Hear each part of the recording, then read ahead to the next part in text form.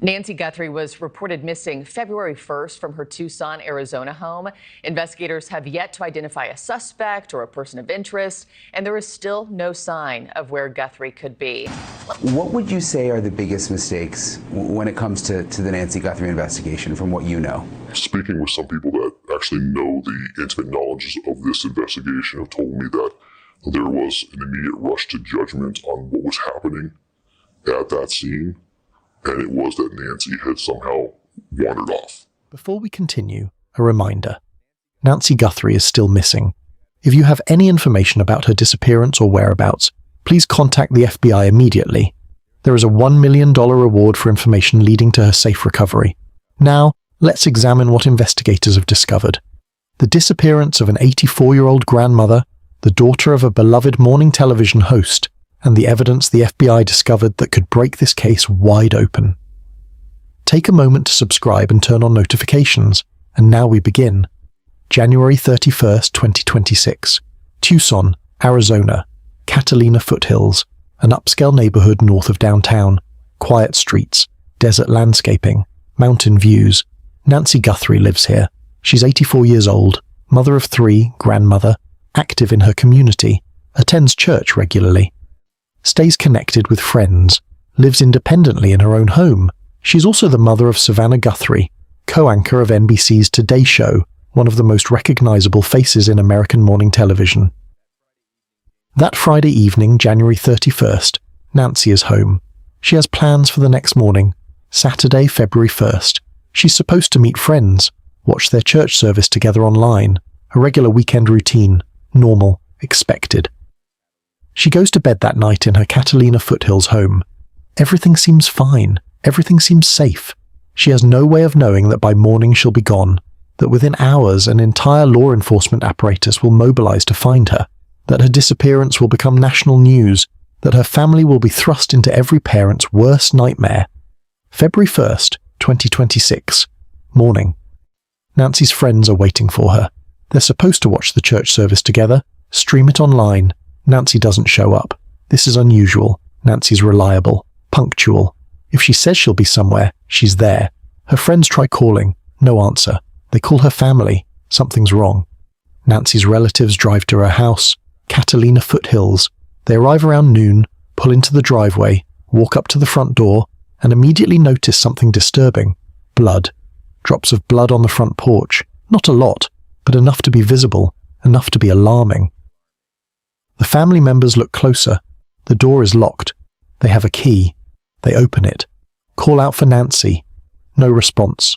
They search the house, every room, every closet. She's not there. Her car is in the garage, her purse is inside, her phone is inside. Her medications are inside.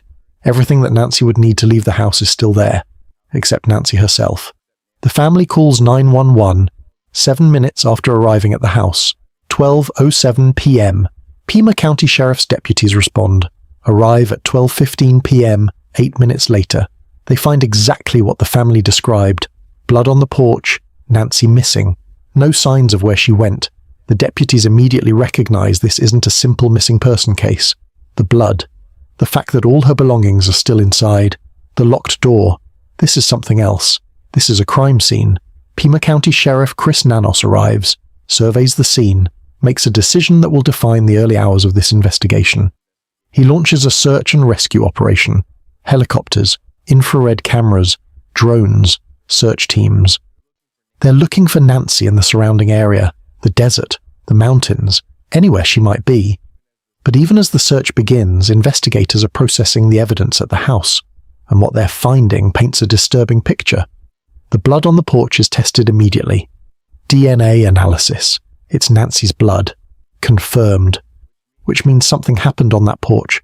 Something that caused bleeding. Something violent. But there's more. Inside the house, investigators notice the doorbell camera system. Nancy has a Nest doorbell camera. Smart home security, connects to Wi-Fi, records video, sends alerts to her phone. It should have captured everything. Every person who approached the door, every movement on the porch, every moment leading up to Nancy's disappearance. But when investigators try to access the footage, they hit a problem. The camera is missing. Someone took it, removed it from the door, and without the physical camera, they can't access the local storage. This is a critical moment in the investigation. The doorbell camera could show exactly what happened. Who came to the door, how Nancy disappeared, but it's gone, taken by whoever was here. The FBI gets involved, not just local deputies now, federal agents, resources, expertise, and they have an idea. The Nest camera connects to Google's cloud storage. Even if the physical camera is gone, there might be data stored remotely, back-end systems, servers, video that uploaded before the camera was taken. The FBI contacts Google, explains the situation, missing person, suspected abduction, time-sensitive. Google cooperates, provides access to their back-end systems, and on February 10th, 2026, which is 9 days after Nancy disappeared, the FBI recovers something crucial. Video footage, images, taken from Nancy's doorbell camera the morning she vanished. The FBI releases the footage publicly, stills and a short video clip. What they show is chilling. A figure approaches Nancy's front door, male, wearing a black ski mask covering his entire face, black gloves, black clothing, tactical gear, a backpack, Ozark Trail brand, 25-litre capacity, black with reflective straps, and a gun, holstered at the centre of his waist, an unusual position, not on the hip where most people carry, but centred, right in front. The figure is tampering with the doorbell camera, reaching up, adjusting it, blocking it. At one point he uses foliage from Nancy's garden, holding plants in front of the lens, deliberately obscuring the view. He knows the camera is there, he's trying to hide from it, disable it. The video shows his height, approximately 5 feet 9 inches to 5 feet 10 inches tall, average build. Nothing particularly distinctive about his physical appearance, because everything is covered, masked, gloved, concealed. But there's something else in the footage, something investigators notice. The figure is holding a flashlight, in his mouth, biting down on it, hands-free light source, common technique, but from a forensic perspective, potentially significant, because if he bit the flashlight, there might be saliva, DNA, biological evidence left behind. This detail becomes important later. The FBI analyzes the video, frame by frame. They identify the backpack brand, Ozark Trail, available at Walmart, both in stores and online. The clothing appears generic. Black tactical gear, ski mask, nothing custom or unique. The gloves are black, appear to be latex or nitrile, medical-style gloves, or tactical gloves. Hard to tell from the footage. The gun is visible, but the model isn't clear, holstered, not drawn. But its presence suggests this person came prepared for confrontation, prepared for violence. Sheriff Chris Nanos holds a press conference, addresses the media, the public. "We believe Nancy Guthrie did not leave on her own," he says. "There were clues at the crime scene indicating she was taken against her will." He confirms the blood on the porch, confirms it's Nancy's DNA, confirms they're treating this as an abduction, a kidnapping. Nancy was taken from her home, forced, against her will. Likely in the middle of the night based on the timeline, she went to bed Friday night. Yes, was supposed to meet friends Saturday morning. The doorbell camera footage shows someone at her door, and then she's gone. The FBI releases a description of the suspect based on the video. Male, 5 feet 9 inches to 5 feet 10 inches, average build, black ski mask, black gloves, black clothing, Ozark Trail backpack, armed with a handgun. They ask the public for help. Someone recognizes this person. Someone knows who owns this specific backpack. Someone saw suspicious activity in the Catalina Foothills neighborhood that night. The tip line is flooded. 30,000 calls, leads pouring in, each one investigated, each one followed up, but none of them crack the case. Then, on February 16th, 2026, 15 days after Nancy disappeared, investigators make a discovery. A glove, found approximately 2 miles from Nancy's house. Black, latex or nitrile, medical style. And when they examine it closely, they notice something. It appears to match the gloves worn by the suspect in the doorbell camera footage. Same style, same color, same type. The FBI collects the glove, sends it to the lab, DNA testing, and the preliminary results come back. There's DNA on the glove, male DNA, an unknown male profile, not Nancy's, not anyone in her family, not anyone who's supposed to be at that house. This is potentially the suspect's DNA. The FBI enters the profile into CODIS, the Combined DNA Index System, the national database containing DNA from convicted offenders, arrestees, crime scenes, 19 million offender profiles, over 1 million forensic profiles. If the suspect has ever been arrested for a crime requiring DNA collection, he'll be in the system. They run the search, wait for results, and get nothing. No match. The DNA profile doesn't match anyone in CODIS, which means either the suspect has never been arrested before, or he was arrested before DNA collection became standard, or he's from a jurisdiction that doesn't upload to CODIS. Either way, they don't have a name, just a DNA profile, male, unknown, connected to a glove found 2 miles from where an 84-year-old woman was abducted. This is where genetic genealogy becomes relevant. The same technique that solved the Golden State Killer case, the same method that cracked Mary Schlase's murder after 50 years. Upload the DNA to public genealogy databases, find distant cousins, build family trees, narrow down suspects. But there's a problem. Genetic genealogy works best on cold cases where time isn't critical, where investigators can spend months building family trees, interviewing relatives, checking alibis. In Nancy's case, time is critical. She's been missing for weeks. If she's alive, she needs insulin, medications, medical care. Every day that passes reduces the chances she's still okay.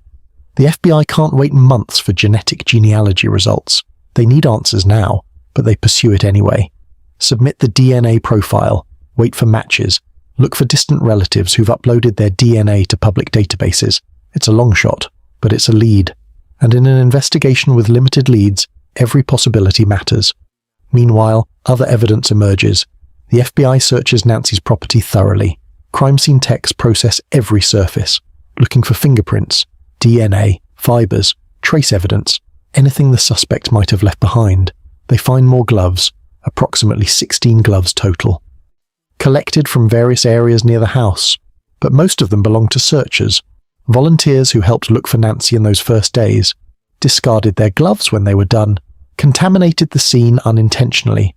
Only one glove has the unknown male DNA profile, the one found 2 miles away, the one that matches the suspect's gloves in the video. They also processed the front porch, the blood. Nancy's DNA confirmed. But is there anything else? Any other biological material? Saliva from the suspect? Skin cells? Hair? The porch is concrete, textured, not the easiest surface to process for DNA, but forensic experts work it methodically, swabbing, testing, looking for any trace the suspect left behind. Remember the flashlight in the suspect's mouth? The one he was biting in the doorbell footage? If he bit that flashlight while standing on Nancy's porch, and if he dropped it or touched it to anything, there could be saliva DNA. Forensic scientist C.C. Moore, a genetic genealogist who's worked on hundreds of cold cases, weighs in publicly. DNA is hardy, she says. It's certainly possible there is still some DNA there, and in particular, I really do think that saliva is the most likely. Because of what appeared to be that bite flashlight in his mouth, the FBI doesn't confirm whether they found the flashlight, doesn't confirm whether they recovered saliva DNA, but they're looking, processing every possibility. Another piece of evidence, Nancy's pacemaker. She has a pacemaker, medical device, monitors her heart, connects to her phone via Bluetooth, syncs data. The last time her pacemaker synced with her phone was late evening on January 31st, around 11 p.m. After that, no more syncs, which suggests that's when she was physically taken out of Bluetooth range, removed from her house. The pacemaker data gives investigators a timeline. Nancy was in her house, alive, with her phone nearby, until approximately 11 p.m. on January 31st. After that, the connection breaks. She's gone. The investigation also reveals something about how the suspect approached the house. The doorbell camera footage shows he knew exactly where the camera was. He went straight to it, obscured it, which suggests he either scoped out the house beforehand or he knew about the camera system, had seen it before. This raises questions about whether the suspect is someone familiar with the neighborhood, someone who'd been to Nancy's house before, or someone who did surveillance prior to the abduction. The FBI analyzes the footage for clues about the suspect's familiarity with the property, his movements, his behavior. Is he hesitant, uncertain, or does he move with confidence, like he knows the layout? The analysis doesn't provide definitive answers, but it informs the investigation's direction. Then come the ransom notes, multiple ransom demands sent to media outlets. CBS News, Tucson affiliate KOLD receives one, TMZ receives another. The notes demand Bitcoin, Cryptocurrency, untraceable, anonymous. The amounts vary. One note asks for a full Bitcoin, worth approximately $68,000 at the time. Another asks for half a Bitcoin, about $34,000. The notes claim to be from Nancy's abductor, claim she's alive. Demand payment in exchange for her return. But there's a problem. No proof of life. The kidnappers never provide evidence that Nancy's actually alive and in their custody. No photo, no video, no recording of her voice, nothing. Just demands for Bitcoin. The FBI investigates each ransom note, traces the origin, digital forensics, IP addresses, VPNs, encrypted messaging. Some of the notes are determined to be fakes, opportunists trying to scam the family, taking advantage of the situation. The FBI even arrests one person for sending a fraudulent ransom demand. Imposter, unrelated to Nancy's actual disappearance. But some of the notes remain under investigation. Could be real. Could be from the actual abductor. The FBI can't ignore them, can't risk missing a legitimate communication, so they follow each one, authenticate what they can, and wait for proof of life that never comes. Savannah Guthrie, Nancy's daughter, addresses the ransom notes publicly, posts a video on social media, Instagram. She's emotional but composed, speaking directly to whoever might be holding her mother. "If you are holding our mother," she says, "we ask that you provide proof that she is alive. We are willing to work with you. We want her home safely. The family offers to pay, willing to meet demands, but they need proof. Need to know Nancy is okay. No proof comes. The deadlines in the ransom notes pass, February 9th, then later dates. No contact from anyone providing evidence they actually have Nancy." The Guthrie family increases the reward, $1 million, for information leading to Nancy's safe recovery, not for the kidnappers, for anyone who knows something, saw something, heard something, anyone who can help bring Nancy home. Signs go up in Tucson, billboards, missing person posters, Nancy's photo everywhere.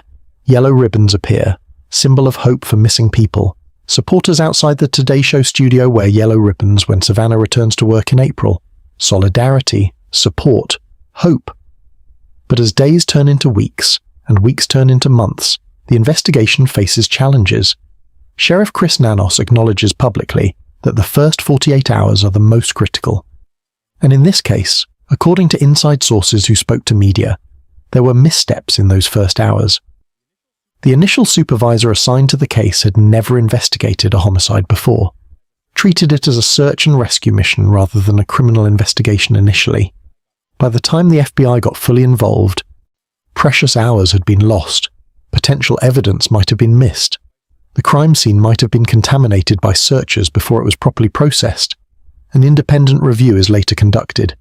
Examining the Pima County Sheriff's Department's handling of the case, the review finds issues, recommendations for improvement, but by then, it's April 2026. More than 2 months since Nancy disappeared. The investigation is no longer about preserving fresh evidence. It's about analyzing what they have and hoping for a break. So what do investigators have? Let's summarize the evidence. 1.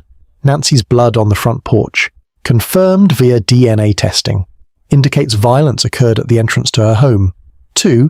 Doorbell camera footage recovered from Google's back-end systems shows a masked and armed individual tampering with the camera the night Nancy disappeared. Height, build, and clothing described, backpack identified, gun visible. 3. A black glove found 2 miles from Nancy's house, contains unknown male DNA, appears to match gloves worn by suspect in video footage. DNA profile entered into CODIS with no match. 4. Pacemaker data showing Nancy's last known location in her home, around 11 p.m. on January 31st. Bluetooth connection breaks, suggesting she was removed from the house after that time. 5. No signs of forced entry. Doors were locked when family arrived, which suggests either Nancy opened the door voluntarily, or the suspect had a key, or the suspect entered through an unlocked door and locked it behind him when he left. 6. Nancy taken without her phone, medications, shoes, or any personal belongings. And still in her pajamas, according to her daughter Savannah. Suggests she was taken suddenly, without warning, possibly while sleeping or just after waking. 7. Multiple ransom notes of questionable authenticity. Some confirmed fake, others still under investigation, none providing proof of life, This is what the FBI is working with: physical evidence, digital evidence, witness accounts from neighbors who might have seen or heard something that night, forensic analysis ongoing, DNA testing continuing, and the hope that somewhere in this evidence is the clue that will break the case.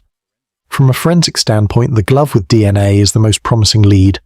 If investigators can identify who that DNA belongs to, they have their suspect.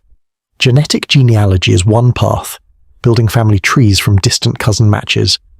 But there are other approaches: familial DNA searching, comparing the suspect's DNA to relatives who might already be in CODIS. If the suspect's brother, son, father, or cousin has been arrested, their DNA might provide a partial match. Lead investigators to the right family tree. It's worked before in other cases.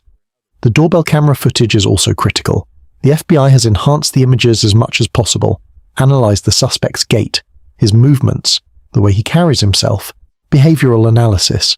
The backpack is a good lead. Ozark Trail is a common brand, but investigators are checking purchase records. Who bought that specific model in the Tucson area in the months before Nancy disappeared? Credit card records, online orders, Walmart surveillance footage. It's tedious work, but necessary. The blood on the porch tells investigators Nancy fought back, or was injured, or both. The amount of blood isn't massive, not arterial spray, not a fatal wound based on volume, but enough to indicate trauma, injury, violence. Whether Nancy is still alive depends on several factors: medical care, access to her medications. She needs insulin, heart medication. Without them, her health would deteriorate. The FBI's public statements have been careful. We believe she could still be alive, Sheriff Nanos has said. But he also acknowledges the reality.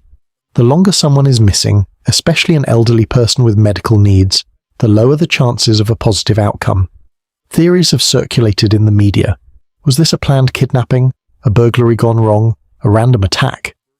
Inside sources told one news outlet that investigators believe it was likely a botched burglary.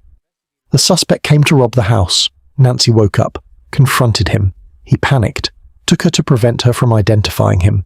This theory fits some of the evidence: the tactical approach, the gun, the obscuring of cameras, someone planning a burglary.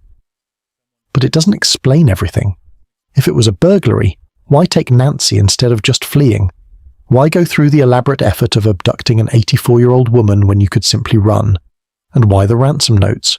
Burglars don't typically kidnap for ransom. Another theory. This was personal.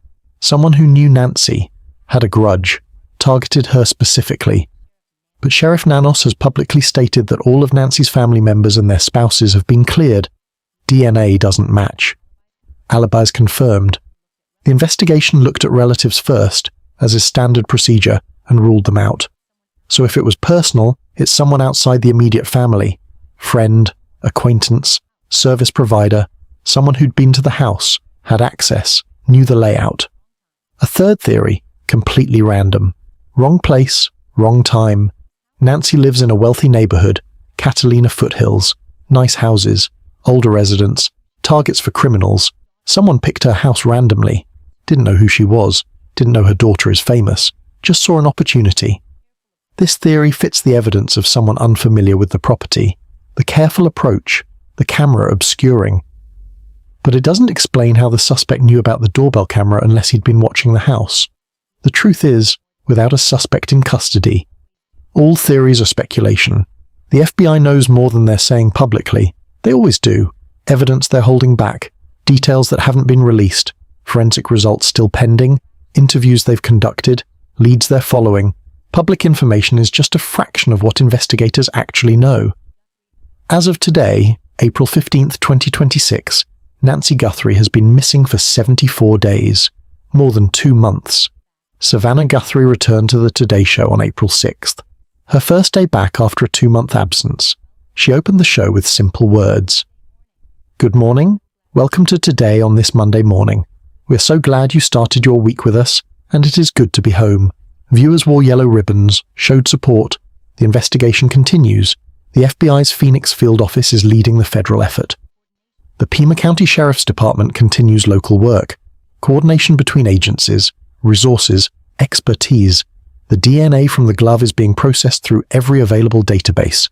CODIS, state systems, local systems, genetic genealogy platforms. Somewhere, That DNA connects to a person, a name, an identity. And when investigators find that connection, this case will break. The doorbell camera footage has been seen by millions, shared across social media, news outlets. Someone recognizes that backpack, that build, that way of moving. Tips continue coming in. The FBI follows each one. Nancy Guthrie is an 84-year-old grandmother, mother, friend, member of her community. She deserves to be found. Her family deserves answers. The evidence exists, the glove, the video, the blood, the DNA. Somewhere in that evidence is the key to bringing Nancy home, or at minimum bringing her abductor to justice. Forensic science has solved cases decades old, cases that seemed impossible. This case is different because it's active, because every day matters, because somewhere Nancy might still be waiting, still hoping, still fighting. If you have any information about Nancy Guthrie's disappearance, if you recognize the suspect in the doorbell camera footage, if you saw anything suspicious in the Catalina Foothills neighborhood between January 31st and February 1st, 2026, if you have any knowledge about who might be involved, contact the FBI immediately. The tip line is open 24/7. You can remain anonymous. The Guthrie family is offering a $1 million reward for information leading to Nancy's safe recovery. No questions asked. They just want their mother home. This case shows the power of forensic evidence. A single glove with DNA, doorbell camera footage recovered from cloud storage, blood analysis, digital forensics. These tools didn't exist 50 years ago, couldn't have solved cases like this. But today, they're the difference between an unsolved mystery and justice. The FBI has the evidence, they have the technology, they have the resources, and they're not giving up. For Savannah Guthrie and her siblings, every day without their mother is agony. The not knowing, the waiting, the hope that she's still alive mixed with the fear that she's not. They've been strong publicly, composed, hopeful. But the pain is visible, the grief, the desperation for answers. Nancy is more than a headline, more than a case number. She's a person. Someone who raised 3 children, who built a life, who deserves to grow old in peace, not to vanish in the middle of the night from her own home. The suspect in the doorbell camera footage knows what happened, knows where Nancy is, knows the truth, and that person is walking around free, maybe watching the news coverage, seeing the billboards, hearing the pleas from Nancy's family. That person made choices that night, choices that changed lives, destroyed a family's peace, created a mystery that's captivated the nation. But evidence doesn't lie, DNA doesn't lie, and eventually, whether it's genetic genealogy or a tip from the public or forensic breakthrough, that evidence will speak, will point to a name, will lead investigators to answers. Nancy Guthrie's case isn't closed. It's not a cold case. It's active and solvable. The FBI found crucial evidence in her home, on her porch, near her property. Evidence that will ultimately solve this case. The glove with DNA, the doorbell camera footage, the blood, the timeline. It's all there, waiting to connect to a suspect, waiting to bring justice, waiting to bring Nancy home. If you found this coverage informative, please subscribe and turn on notifications so you don't miss updates as this case develops. Share this video to help spread awareness. Leave a comment if you're in the Tucson area and remember seeing anything suspicious in early February 2026. Every share, every view, every piece of information could be the one that brings Nancy home. The FBI is counting on public help. The Guthrie family is counting on public help. Nancy is counting on all of us to keep looking, keep sharing, keep hoping. Remember, contact the FBI. $1 million reward. Nancy Guthrie is still missing, and someone out there knows something that could bring her home. Thank you for watching.